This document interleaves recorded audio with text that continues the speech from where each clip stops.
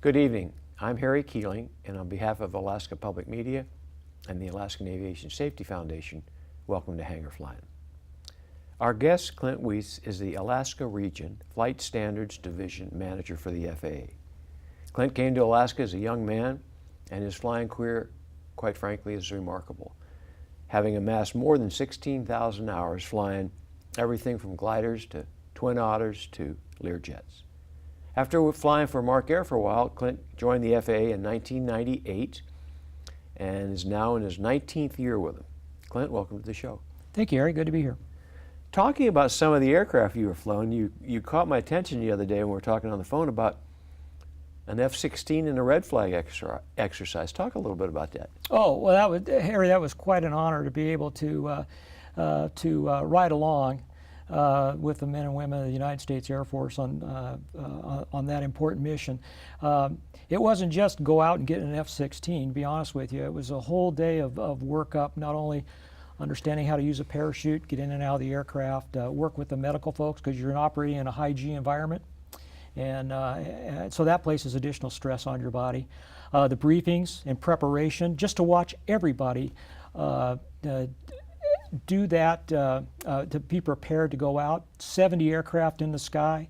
You're obviously running there's a combat exercise going on, and then there was air-to-air refueling, which was exciting just to be part of that. And so I really want to thank the folks from the 354th Operational Support Squadron at Eielson Air Force Base, along with the 18th Fighter Squadron there, the aggressors. That was really a wonderful experience. So the Blue Foxes, right? 18th? Yep. I flew with them many years ago in the A-10, so fond place in my heart for them. So what'd you think of air refueling? That was one of the neatest experiences I've ever encountered flying. I mean, you're in formation to watch that tanker boom slide across the top of the canopy, and then we refuel, and it was a beautiful day. We actually came off high and to the right of the KC-135, and if I'd have had a camera with me, I could have taken an awesome picture of other aircraft that were getting refueled and the tanker there. It was just a wonderful experience.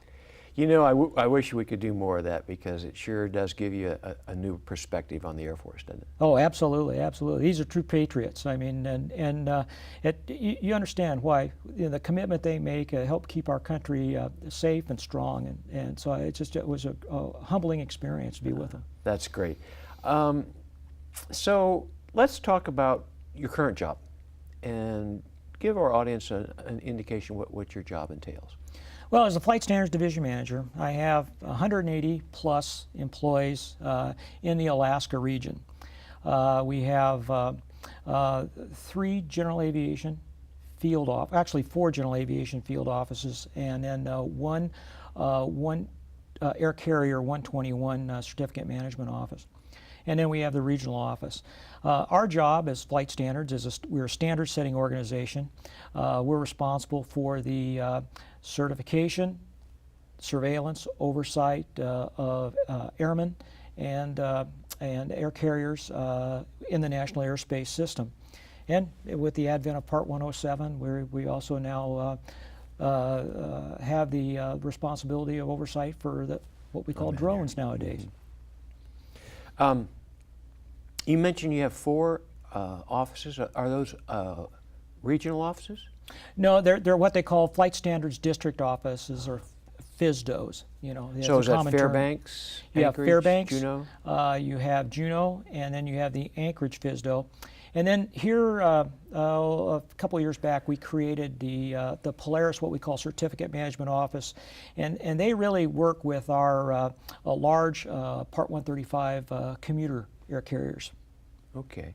Well, I know that you and I share the same goal as far as a safety foundation in saving lives and reducing particularly fatal and serious injury accidents.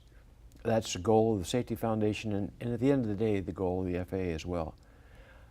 Talking about that, what about that goal, reducing accidents, reducing FSI accidents, what concerns you the most? Well, we're always, we're always looking at emerging risk out there, trends within the industry, and then we as we see those, and we try to address them. And one of the most concerning ones here, it was about toward the tail end of FY15 and FY16, we saw a trend emerging with controlled flight into terrain events occurring. And let me do this, Clint. I want to spend a whole session on CFIT accidents. We're just about running out of time. Can I get you back to, and next time we'll talk specifically about CFIT? You bet, absolutely. Thanks for being on the program tonight. Ladies and gentlemen, sorry we've run out of time, but please tune in next time, and we're going to talk about something that's very concerning and understood, or certainly known by pilots out there in Alaska, and that's CFIT. So tune in next time. In the meantime, fly safe.